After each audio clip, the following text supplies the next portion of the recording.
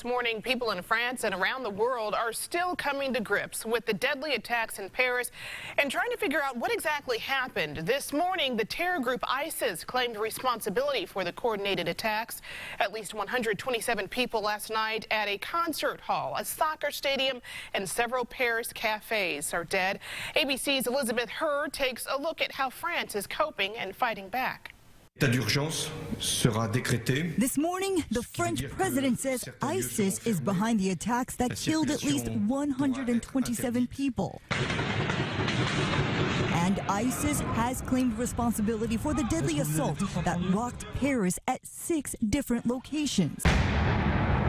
The worst carnage at this concert hall where an American rock band, Eagles of Death Metal, was performing when the gunmen stormed in, coming face to face with concert goers. There were nothing in the eyes, just anger.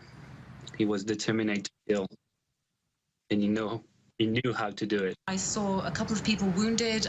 I saw this other guy with his white shirt basically drenched in blood. Many held captive, later filing out, hands on their heads, telling French TV they heard the attackers screaming Allahu Akbar and Syria. A crowded restaurant also came under fire. Everyone was stunned and frozen on the floor.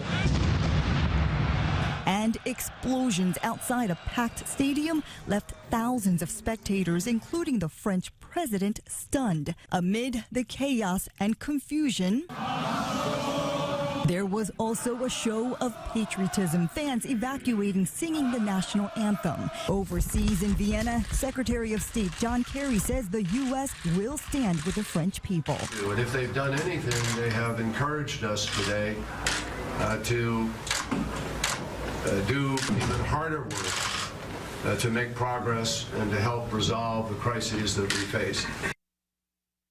Meanwhile, in an audio message posted online, ISIS claims France remains its main target, and this was, quote, only the beginning of the storm. Elizabeth Hurd, ABC News, New York. And right now, news is breaking that some of the victims in yesterday's attack may have been Americans. This is according to Reuters. The U.S. government is now working closely with French authorities to identify the victims. As a sign of mourning, the Eiffel Tower went dark last night. And here in the U.S., New York Governor Andrew Cuomo ordered the One World Trade building to be lit in blue, white, and red, the colors of France's flag. The hashtag Pray for Paris has been tweeted more than 5 million times since last night. Vigils for the victims have been ongoing. President Obama says the U.S. stands behind France in the fight against terror. Several Indy natives were overseas when the attacks happened. Indiana Health Commissioner Jerome Adams, who is on state business in the region, left the French border just hours before the attacks. He tells us in an online message, quote, he was in a hotel in Zurich when news of attacks came through, heartbroken by cruelty and the hurt the Swiss are feeling. Many of them are French, and all are part of the European family and fear the spread of terrorism. Lots of concern about travels now. As expected, authorities in the U.S. are on high alert this morning as they work to prevent similar attacks. The Department of Homeland Security said it does not believe the attacks pose a threat to the U.S., but the FBI is set up a command center to monitor what's happening. Airlines are canceling flights to the region, and you can expect an expanded law enforcement presence at big events happening this weekend, especially at sports arenas and stadiums.